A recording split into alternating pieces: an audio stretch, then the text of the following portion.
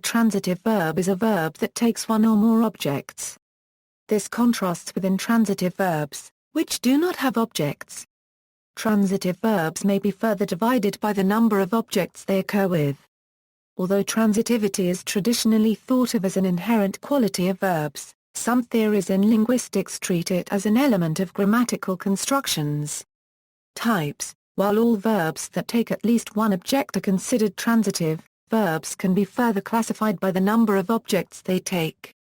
Verbs that require only two arguments, a subject and a single direct object, are sometimes called monotransitive. Verbs that are able to take two objects, a direct object and an indirect object, are called ditransitive, or less commonly bitransitive. An example of a transitive verb in English is the verb to give, which may feature a subject, an indirect object, and a direct object. John gave Mary the book. There are also a few verbs that take three objects. These are sometimes called tritransitive. In English, a tritransitive verb features an indirect object, a direct object, and a prepositional phrase as in I'll trade you this bicycle for your binoculars or else a clause that behaves like an argument as in I bet you £1 that he has forgotten. Not all descriptive grammars recognize tritransitive verbs. A clause with a prepositional phrase that expresses a meaning similar to that usually expressed by an object may be called pseudo-transitive. For example, the Indonesian sentences dia masuk sekolah and dia masuk ke sekolah have the same verb, but the first sentence has a direct object while the second has a prepositional phrase in its place. A clause with a direct object plus a prepositional phrase may be called pseudo-ditransitive, as in the Lakota sentence Hayapa ka kia lina wak copyright age. Such constructions are sometimes called complex transitive. The category of complex transitives includes not only prepositional phrases but also dependent clauses, apostives, and other structures.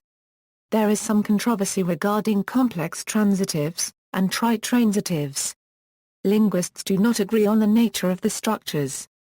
In contrast to transitive verbs, some verbs take zero objects. Verbs that do not require an object are called intransitive verbs. An example in English is the verb to die.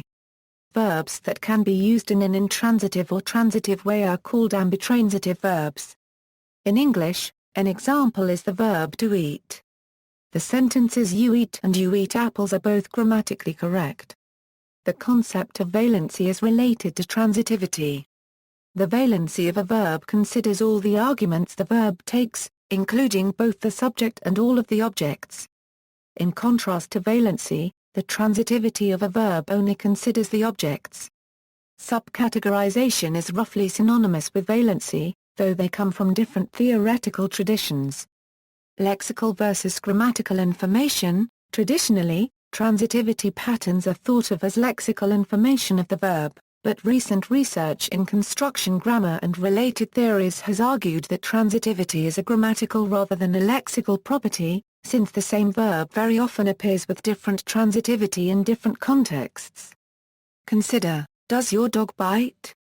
The cat bit him. Can you bite me a piece of banana? The vase broke. She broke the toothpick. Can you break me some toothpicks for my model castle? Stop me before I buy again. The man bought a ring. The man bought his wife a ring. In grammatical construction theories, transitivity is considered as an element of grammatical construction, rather than an inherent part of verbs.